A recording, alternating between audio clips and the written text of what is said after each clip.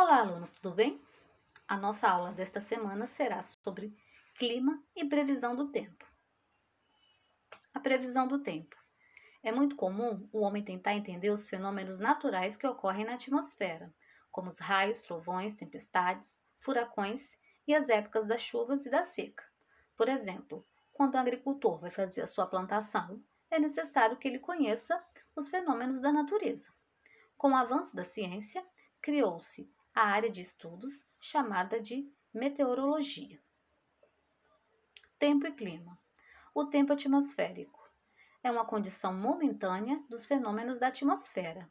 Indica o estado atmosférico em determinado momento e lugar. Por exemplo, amanhã na cidade de Linhares, o dia pode amanhecer ensolarado, sem nuvens no céu, e algumas horas depois pode começar a chover. Por quê? Porque o tempo ele muda a qualquer momento. O clima corresponde ao conjunto de condições e eventos atmosféricos em um período de tempo maior e em determinada região. Por exemplo, aqui no Brasil, na região Nordeste, existe um bioma chamado de Caatinga. O clima da Caatinga é seco e a quantidade de chuvas é bastante escassa. Nesta imagem nós temos a previsão do tempo em uma determinada cidade. Na primeira coluna nós vemos o sol, as nuvens e umas gotinhas de chuva.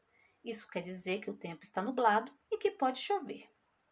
A temperatura máxima pode chegar a 29 graus Celsius e a temperatura mínima pode chegar a 22 graus Celsius. As chances de chover são de 60%. Tempo e clima.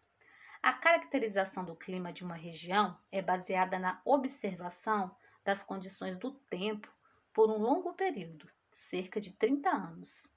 A definição de regiões climáticas está relacionada a fatores geográficos, como altitude, relevo, latitude, entre outros. Fatores relacionados à previsão do tempo. Temperatura do ar. As partículas de gases que formam o ar estão em constante agitação, ou seja, se movendo. A intensidade desse movimento contínuo depende do estado físico em que a matéria está. A grandeza que nos dá a noção desse grau de agitação das partículas é a temperatura. Quanto maior o grau de agitação das partículas dos gases, maior é a temperatura. Quanto menor a agitação, menor vai ser a temperatura. A temperatura do ar é medida por termômetros. A amplitude térmica é a diferença entre as temperaturas máxima e mínima previstas para determinado período de tempo. Nesta imagem nós temos o dia de hoje. A temperatura máxima pode chegar a 22 graus Celsius e a temperatura mínima pode chegar a 19 graus Celsius. Amanhã, a temperatura máxima pode chegar a 27 graus Celsius e a temperatura mínima pode chegar a 17 graus Celsius. A umidade do ar diz respeito à quantidade de vapor de água presente na atmosfera, o que caracteriza se o ar é úmido ou seco. A alta quantidade de vapor de água na atmosfera favorece a ocorrência de chuvas. Por quê? O vapor de água pode se condensar, ou seja, passar do estado gasoso para o estado líquido, e aí acontecer a precipitação, que é a queda da chuva. Quando falamos em umidade relativa do ar, comparamos a umidade medida por aparelhos. A umidade relativa pode variar de 0%, a ausência de vapor de água, a 100%, quantidade máxima de vapor de água. Nesta imagem, nós vemos os extremos de umidade relativa do ar. Quando a umidade está em 30%, o ar está muito seco, pode causar ressecamento das vias respiratórias. Quando está em 60%, é a quantidade certa de umidade recomendada pela Organização Mundial da Saúde. E quando está em 80%, o ar está muito úmido. Isso pode causar a proliferação de fungos e de bactérias. Efeitos do ar seco. Ele pode causar alergias nas vias respiratórias, sangramento no nariz, ressecamento da pele e irritação nos olhos. Os cuidados que devemos ter: evitar exercícios físicos ao ar livre entre as 10 e as 16 horas, redobrar atenção com crianças e idosos, fazer com que eles bebam bastante líquido.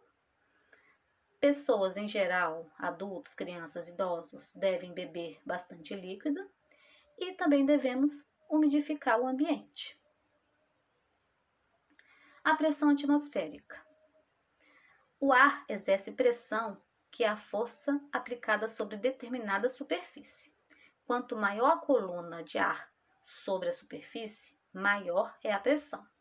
A pressão exercida pelo ar na superfície da Terra é chamada de pressão atmosférica. A pressão atmosférica está relacionada à altitude. Quanto maior é a altitude, menor vai ser a pressão atmosférica exercida pelo ar. Além da altitude, outros fatores influenciam a pressão atmosférica, como a temperatura do ar. Quando o ar é mais quente, a pressão atmosférica é menor. Quando o ar é mais frio, a pressão atmosférica é maior. Nesta imagem, nós temos duas montanhas. A do lado esquerdo é mais alta, ou seja, sua altitude é maior. Mas a seta que está em cima dela é menor, ou seja, a pressão atmosférica vai ser menor. Na montanha da direita, nós temos uma montanha menor, ou seja, a altitude vai ser menor, e a seta é bem maior, então a pressão atmosférica vai ser maior. Aqui nós temos um exemplo da influência da temperatura na pressão atmosférica. Quando a temperatura está alta, os gases estão bastante agitados, se movimentando bastante, e a pressão atmosférica vai ser baixa. Quando a temperatura está mais baixa, os gases se movimentam menos, em menor velocidade, e a pressão atmosférica vai ser mais alta.